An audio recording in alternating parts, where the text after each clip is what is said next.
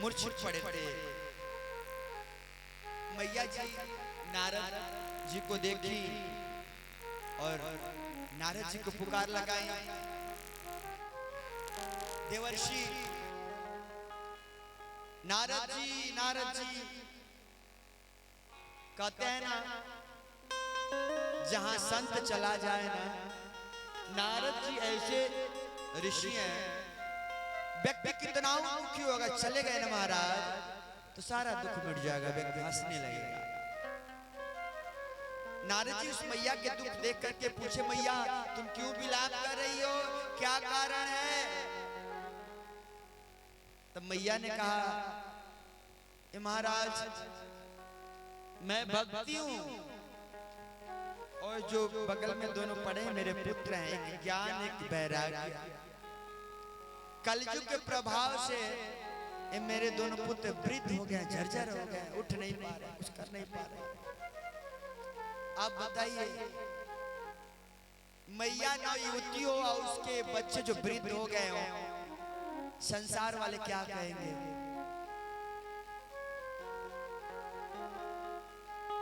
बेटा बेड पर पड़ा हुआ है, माँ को मुख में भोजन जाएगा कभी?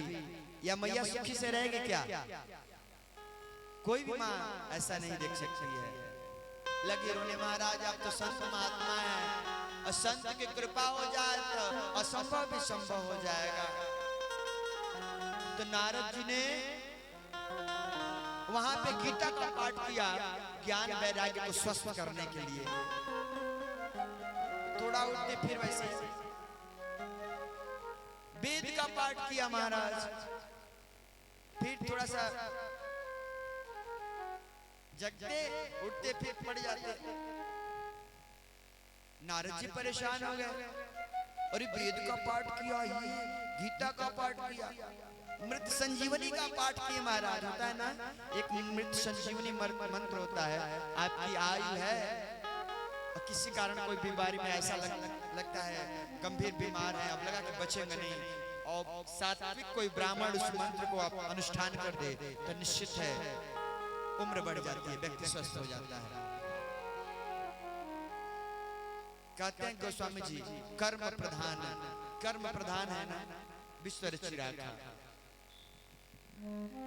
हाँ ज्यादा तो नहीं, लेकिन 2-4-10 साल के लिए व्यक्ति स्वस्थ हो जाएगा। तो नारद जी ने कहा मैं क्या करूं? मृत्यु संजीवनी भी किया, सच्चंडी भी किया, गीता का पाठ किया, वेद का पाठ किया।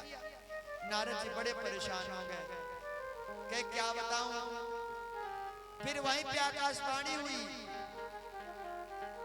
सत्कर्म सूचको नूनम ज्ञान यज्ञ स्मृतो बुधई श्रीमद् भागवतालापम सद्गीत सुखादिभिः।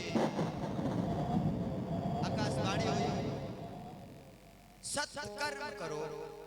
अब नारद जी परेशान, हमने तो इतना तो किया, सत्कर्म किया है। महाराज नारद जी अब परेशान, भक्ति मैया के कष्ट को देख करके, और वही बद्री धाम की तरफ चल रही है। ऐसे नारद कहते हैं संत महात्मा हमेशा प्रसन्नचित्त रहते हैं। उस दिन नारद जी के चेहरे पे प्रसन्नता गायब हो गई। दौड़े हुए जा रहे थे, तब तक रास्ते में सनक सनंदन सनत कुमार सनातन चारों भाई मिले। नारद जी को देखा तो अरे नारद जी तो हमेशा प्रसन्नचित्त रहते हैं, नारायण नारायण करते रहते हैं। जहां नारद जी चले जाएं, रोता हुआ व्यक्ति हंसने लगता है। आज नारद जी परेशान है। तुरंत सनक सनंदन सनत कुमार चारों भाई सामने खड़े होते हैं, कहते हैं कथम ब्रह्मादिमुखा कुतश्चिंता करो भवान त्वरितं गम्यते पुत्रम कुतश्चा गमनम तव। हे ब्राह्मण, कुतश्चिंता, कौन सी चिंता आपको है? सताए जा रही है, इतना चिंतित है और इधर दौड़े हुए जा रहे हैं। नारद जी महाराज चारों भाइयों को तुरंत प्रणाम किए, कहे महाराज क्या बताऊं, हमने पृथ्वी को सर्वोत्तम समझ करके काशी जी में, प्रयाग में, पुष्कर में, गोदावरी में, सभी तीर्थों में मैं गया, हमें कहीं शांति नहीं मिली। वृंदावन में हम आए, जैसे वृंदावन में प्रवेश करने वाले थे महाराज, वहीं पे एक मैया मिली,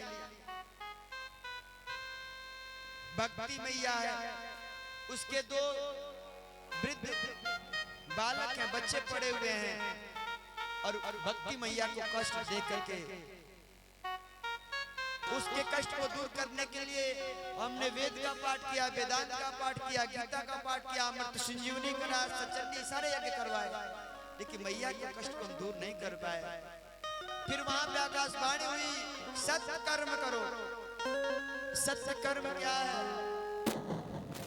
चारों भाइयों ने कहा ओ यही बात है। फिर उन्होंने बताया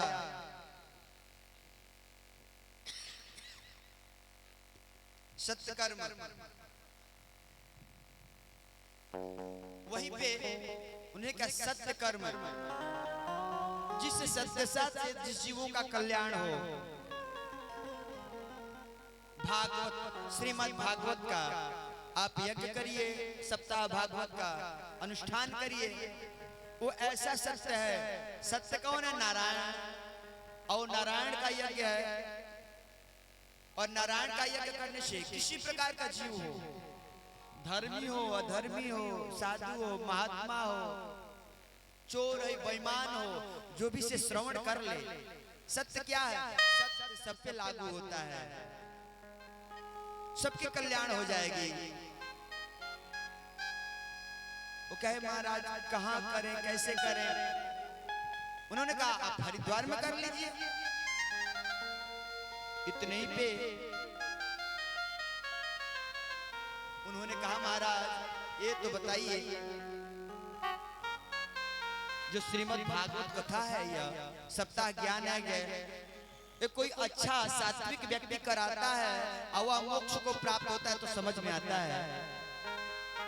कोई अधर्मी हो, कोई पापी हो, कोई दुष्ट हो, क्या वह भी श्रवण करेगा तो उसका भी कल्याण हो जाएगा? उन्होंने कहा बिल्कुल, क्योंकि नारायण के यहाँ किसी में भेदभाव नहीं है। नारायण के, भगवान के यहाँ व्यक्ति जैसा भी हो, उसके अंदर कोई भेदभाव नहीं है। कहते हैं इतने पर सनत कुमाराचार्य भाइयों ने कहा, ई मानवा पाप कृतस्तु सर्वदा सदा दुराचारगता विमार्गगा क्रोधाग्नि दग्धास कुटिलाश कामना सप्ताह यज्ञेन कलौ पुनन्ति। सप्ताह यज्ञ कलयुग में जे मानवा, जो भी मानो, पाप कृतस्तु सर्वदा, सर्वदा हमेशा पाप कर्म ही किया हो, कभी अपने जीवन में धर्म न किया हो, माता पिता का सेवा न किया हो, बड़ों का सम्मान नहीं किया, धर्म किया हो, सदा दुराचरण, गलत आचरण भी किया हो, कुमार्ग पे चलता हो, क्रोधाग्नि, क्रोधी हो, कुटिलास्य, किसी को देखकर जलन भाव रखता हो, किसी प्रकार का व्यक्ति हो और वह श्रीमद् भागवत सप्ताह ज्ञान यज्ञ श्रवण कर लेता है तो उसका भी कल्याण हो जाता है, उसको भी मोक्ष प्राप्त हो जाता है। नारद जी कहे महाराज तो हमारी समझ में नहीं आया, ये तो गलत है। कोई सद्मार्ग पे चलता है, इतना परिश्रम करता है, तब मोक्ष प्राप्त होता है, और कोई गलत भी काम करे और भागवत श्रवण कर ले, उसका भी कल्याण हो जाए। तब व्यास मन से सनक सनंदन चानु कुमार भाई ने कहा, बहुत ही सुंदर कथा है। तुंगभद्रा तटे पूर्वम उत्पन्नतमोत्तमम यत्र वर्णा स्वधर्मेण सत्य सत्य कर्म तत्परा। तुंगभद्रा तटे पूर्वम, एक तुंगभद्रा नाम की नदी थी, नदी के उत्तर दिशा में एक उत्तम नाम का नगर था। उसमें बहुत सज्जन परिवार रहता था। चारों वर्ण के लोग उस गांव में रहते थे। उस गांव का नाम था उत्तम नगर। उस गांव में एक पंडित जी भी रहते थे, बहुत सम्राट महाराज। जो पंडित जी थे अपना पौरोहित्य कर्म करते थे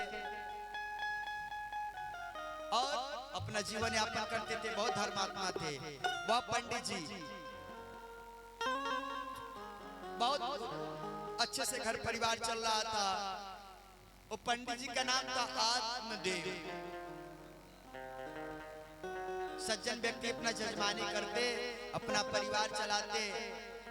उनकी धर्मपत्नी भी थी बहुत सुंदर। वो पत्नी जी का नाम था धुंधली देवी।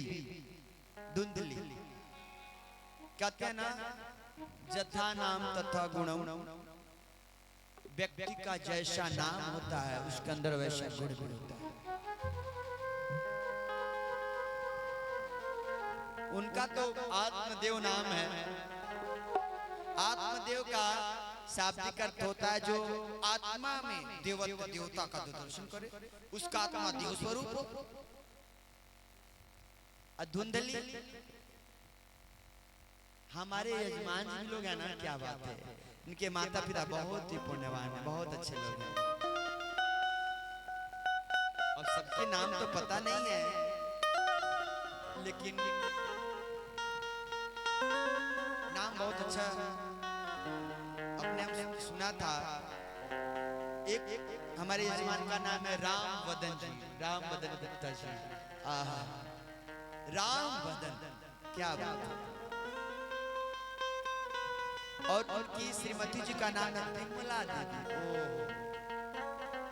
कहते हैं ना, आप जाएंगे कोई जानकार व्यक्ति है, ब्राह्मण देवता है, आप खाली उसको अपना नाम बताएंगे ना, आपकी पूरी हिस्ट्री बता देगा। क्योंकि एक ज्योतिष गणित एक पढ़ाई होती है। खाली आपका एक अक्षर सुनेगा, आपका नाम है राम वदन, राम, खाली रा लेगा आपका, ओह इसकी तुला राशि है इनकी, अरे वाह, ये तो साक्षात राम जी जैसे हैं, बहुत निर्मल है। यह सत्य है, जिसका राम से शुरुआत होता है निश्चित है उसमें भगवान का गुण आता है। विमला देवी, आह, जिसका मन निर्मल विमल, क्या बात है। एक मैया जी, एक हैं यजमान जी लालमणि, मैया जी के निर्मला देवी, ओह क्या बात है। वैसे ही दिलीप जी हैं, मैया का नाम है रीता देवी। प्रेमचंद्र जी हैं, आशा देवी। ये सुभाष चंद्र जी हैं, कुसुम देवी पत्नी का नाम। ओह, एक ऋषि मुनि जी भी हैं,